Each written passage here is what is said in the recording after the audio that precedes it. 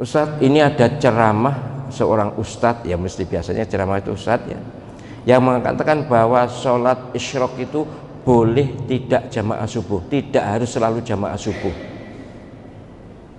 Sebab kalau harus selalu jamaah subuh, bagaimana ibu-ibu yang tidak bisa ke masjid?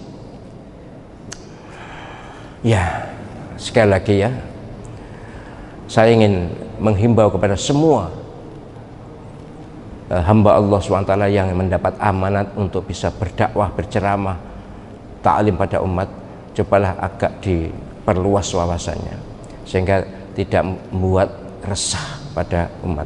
Saya bacakan hadisnya ya.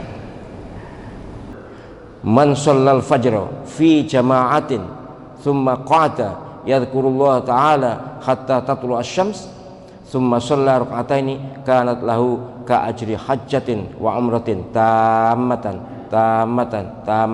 pun. Intinya, siapa yang sholat subuh secara berjamaah, bahkan yang hadis pertama disebutkan fi masjidin, di masjid, jamaatan secara berjamaah. Memang kalau dibaca gini, fi masjid di jamaatin agak berbeda maknanya. Kalau fi masjid di jamaatin, sholat subuh di masjid yang digunakan jamaah. Tapi kalau fi masjidin jamaatan, sholat subuh di masjid secara berjamaah, memang berbeda. Tapi hadis kedua menguatkan fi jamaatin, secara berjamaah. Umumnya jamaah itu ya di masjid.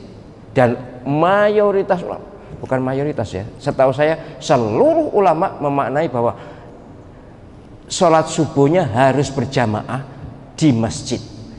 Kata masjid memang bisa musola juga masjid, tapi berjamaah dan di masjid, bukan berjamaah di rumah atau sholat sendirian di rumah. Yang mendapatkan hak untuk ini loh, untuk sholat 2 rakaat namanya kemudian disebut sholat isyraq. Kalau mataharinya syuruk, sholatnya isyraq, itu mendapatkan pahala haji dan umroh sempurna. Itu Nabi yang mengatakan.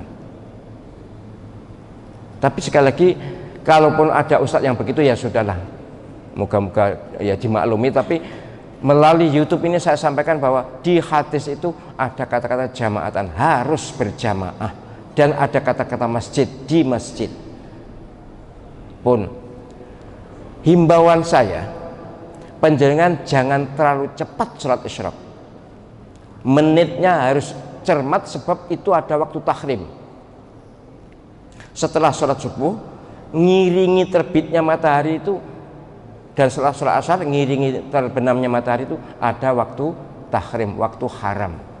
Saya khawatir kalau panjenengan terlalu cepat, nanti sholat berada di waktu tahrim, waktu haram sholat. Maka agak diundur sedikit, sabar sedikit, supaya panjenengan tidak kecebur ke waktu tahrim. Memang kalau soal ini relatif sih, relatif artinya ya waktu tahrim itu relatif. Cuma saya cenderung lebih berhati-hati, agak mundur dikit 1-2 menit, toh masih isyraq waktunya itu.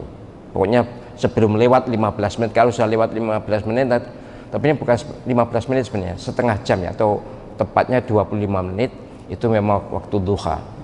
Memang ini diperselisihkan, tapi sekali lagi untuk sholat isyraq jangan terlalu cepat, jangan sampai panjenengan masih dalam waktu tahrim sudah sholat isyraq pun.